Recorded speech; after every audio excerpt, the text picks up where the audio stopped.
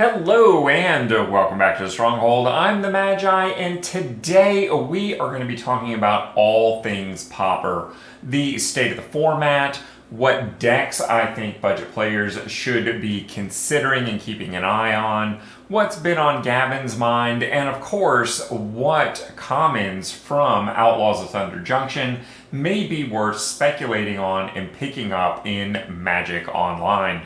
For years now, I've been doing YouTube content talking about the economics and best daily practices for Magic the Gathering Arena. And recently, I've started branching out and discussing the same economics and best practices for Magic the Gathering Online. So do us a quick favor and make sure to like, comment, and or subscribe so you can make sure you get the content you need. Now, what were we talking about? Oh yeah, Magic Online.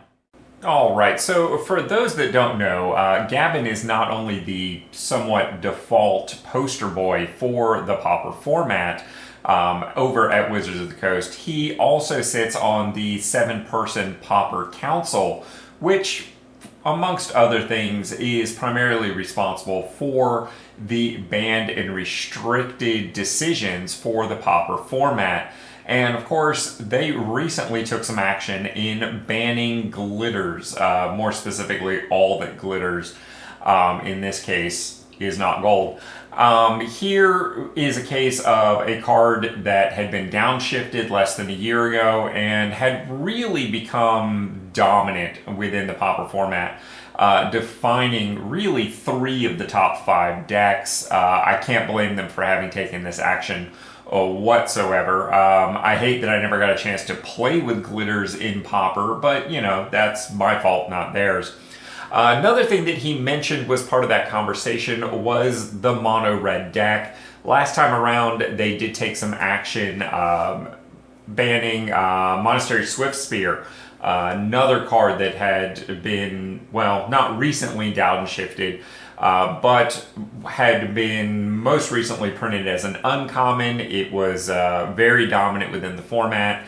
Again, affecting, well, mono red is 15-16% of any format at any given time, and that was the defining card for the deck within Pauper. But I got news for you, kids. Just because they're talking about mono red does not mean they are necessarily taking action on it. Like I said a moment ago, it can be 15% of any given format at any given time.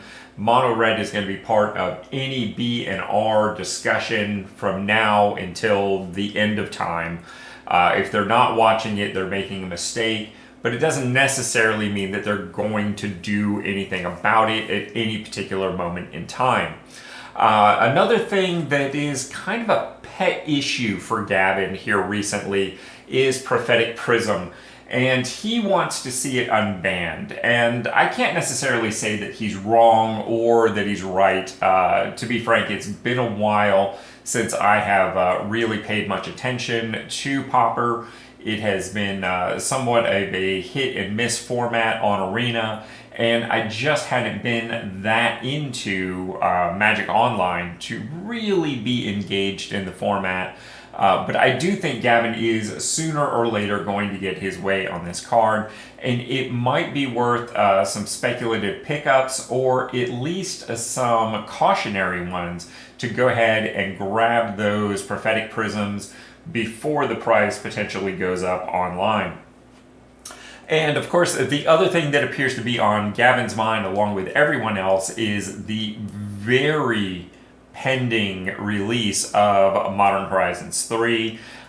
This set is expected to shake up all the formats that it's legal in, most particularly Modern, maybe also Legacy, maybe a little less so Vintage, but of course Pauper tends to have very big impacts as well because they have to fill out the set with commons. A lot of things have been downshifted within the last year, and while most of the cards for Modern Horizons 3 are expected to be new cards and not reprints, the general direction of power level for commons has been going up, and in fact Gavin has point blank said he already has his eye on one common in particular for Modern Horizons 3, for maybe even a preemptive banning. But I think it's more likely with the Pauper temperament to let it play out, see what happens.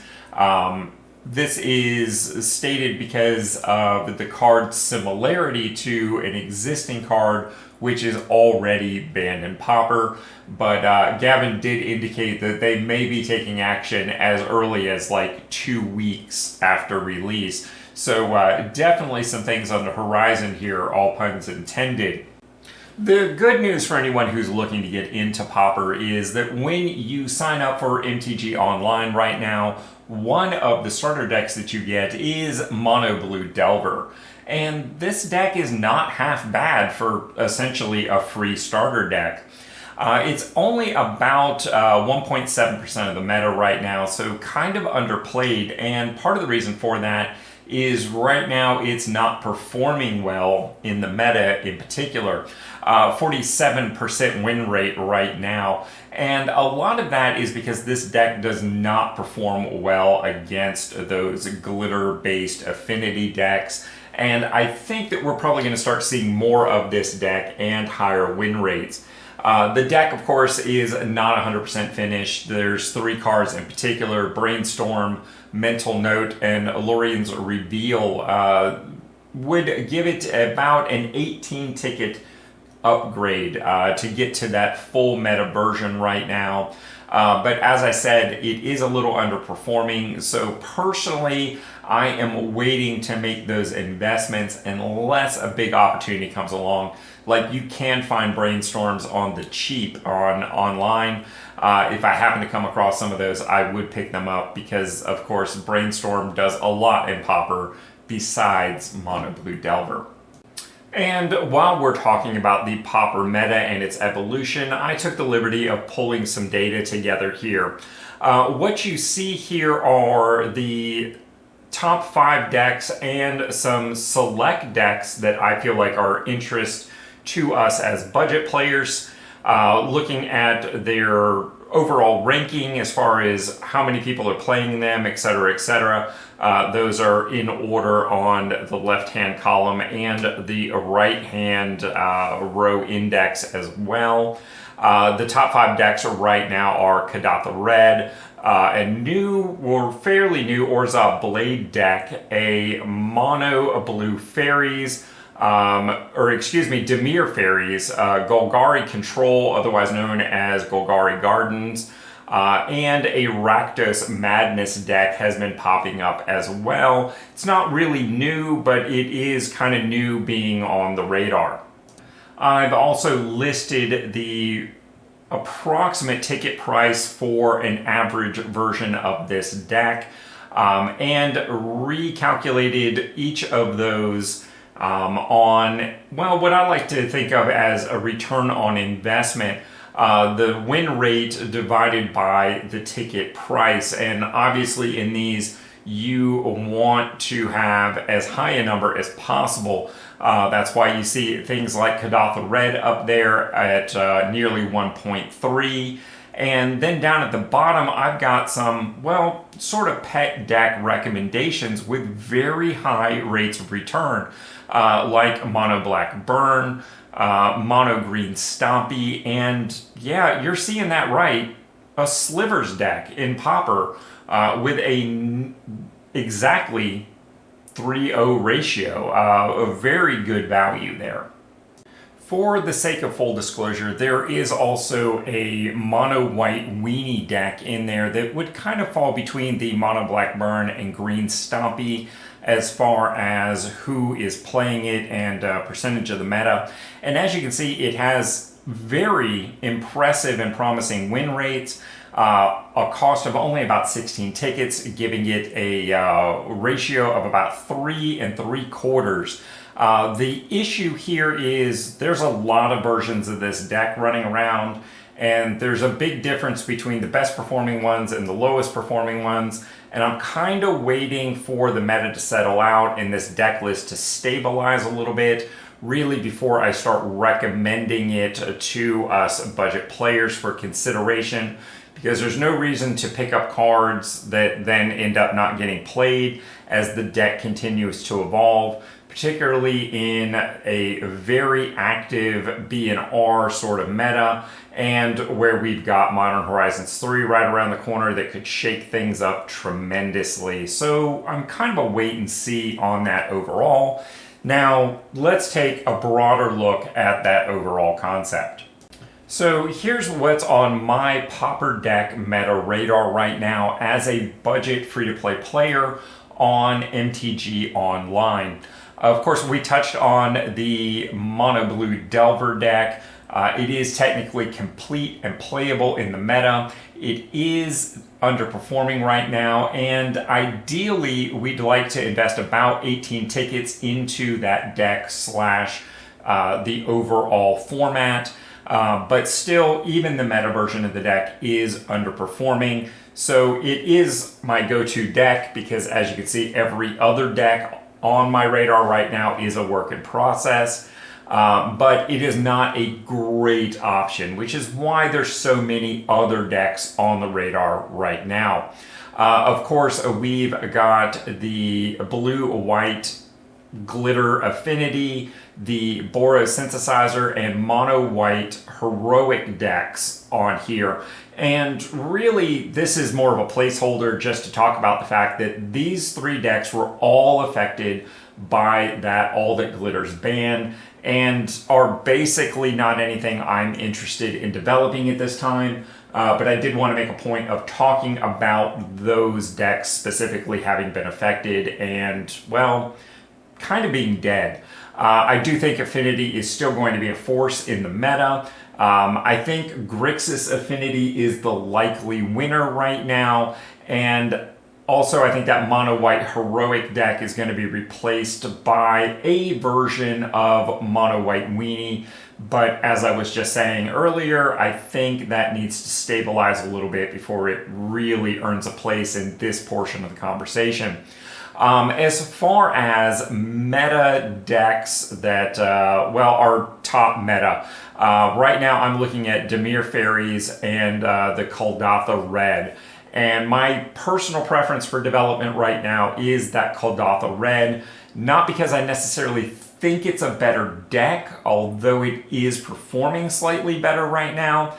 Dimir Fairies is in fact kind of capitalizing on the prevalence of Kuldotha Red because it has a very good matchup. But many of the cards in Kuldotha Red are also viable in other formats, like Modern Red, 8-whack Goblins for Modern, etc., etc. As far as budget concerns, we touched on these a little bit, but Mono Black Burn, Slivers, and Mono Green Stompy all should be on your radar, just like I've got them on mine right now. These decks I was basically able to about half put together literally out of the free bins in the trade store environment for MtG Online, and that put all of these decks well within loan capabilities. Now, as far as underperformers that I'm still keeping an eye on right now are Dimir Terror, Golgari Gardens, and the previously mentioned the Grixis Affinity. I think all of these decks are a little underperforming, a little expensive, or some combination thereof right now. So I don't have them in active development, but I am still watching those decks, particularly as we have said, the meta is about to get big shakeups here from two recent bans, potential future bans, and of course an entirely new impactful set coming in. One deck that has fallen off my radar altogether is the Grixis Snow. While I have the mana base for that, everyone does, the deck overall has gotten rather expensive at the moment. And while everything old is new again sooner or later for Pauper, right now I don't think is the right time to really be watching that deck or investing our scarce resources in it. Now, as I touched on in the radar conversation, one of our goals here is not necessarily to own every deck or own every card, but to focus our attention and resources in decks that we can get within those loan program ranges, so we can borrow the deck, practice with it, play with it, run it in events, and then be able to give the deck back and move into something else as we need to. This is one of those things that I talked about in my $5 upgrade video, and if you have no idea what I'm talking about, definitely go check that out. Shame on you for not knowing about this valuable resource for a Pauper player. All right, so earlier we talked about Prophetic Prism as being on Gavin's radar and a card that might be worth picking up now if you don't already have it, and possibly even some speculative value here. This card has been printed a lot recently, making appearances in both Phyrexia All Will Be One and Wilds of Eldraine, just to mention the standard legal sets. It is also frequently printed in Commander. When we look at Card Hoarder here, we see that the average price on this is about a 4-cent card. But we see a range of anywhere from 22 cent on the high end, all the way down to like 1 cent versions of the card being out there and available fairly frequently, like here Kaladesh. 1 cent versions of the card, you can pretty much get as many as you want. Another one here, the Baldur's Gate Commander decks and things like that. So the card is definitely available out there. I incidentally have about a half dozen additional copies, which I am holding speculatively in case that price goes up a little bit.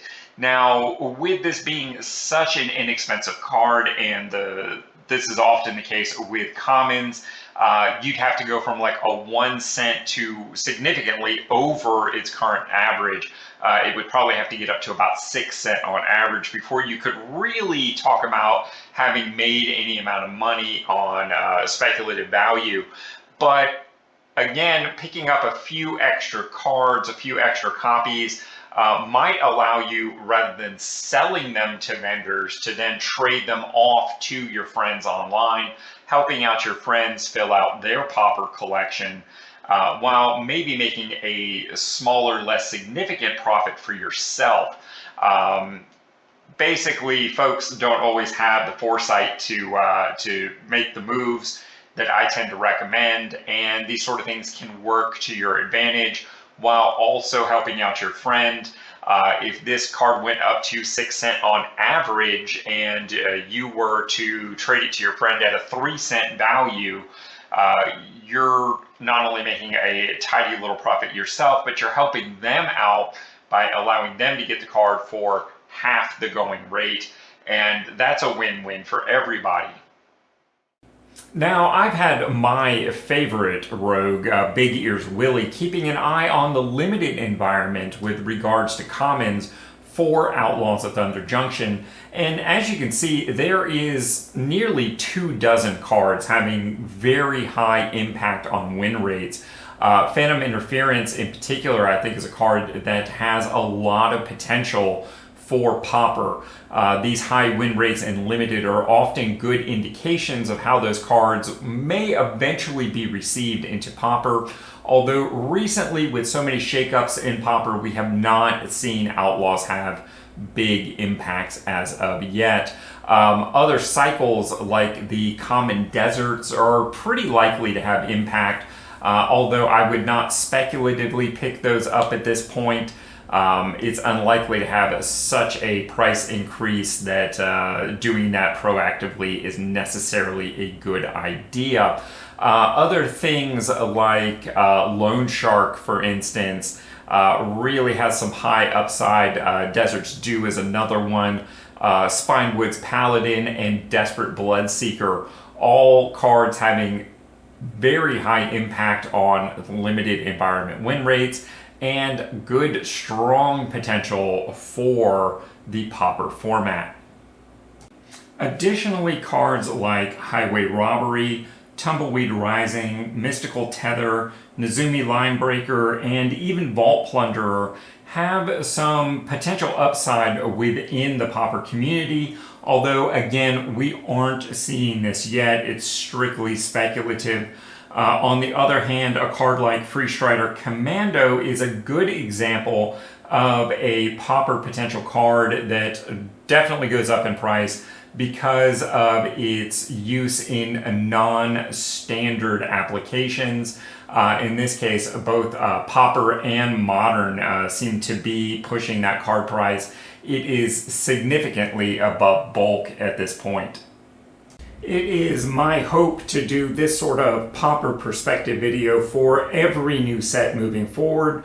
So do me a favor and make sure to like and comment on the video and consider sharing it out so that I know this sort of content is the sort of thing you want to see.